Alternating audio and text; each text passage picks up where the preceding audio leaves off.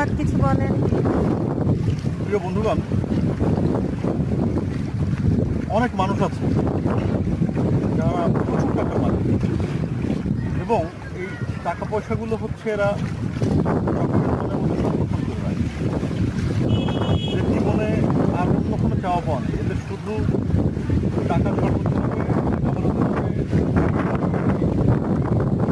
ঘুরতে বের হবে, প্রকৃতির সাথে মিশতে পারবে না।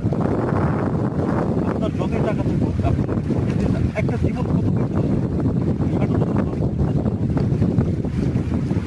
এই জীবনে আপনি যদি মাটি, এই পানি, বাতাস, এই পরিবেশের সাথে মিশতে না পারেন, তাহলে আপনার এই জীবনে ঘটনা আসলে মিথ্যা, একদম সম্পূর্ণ।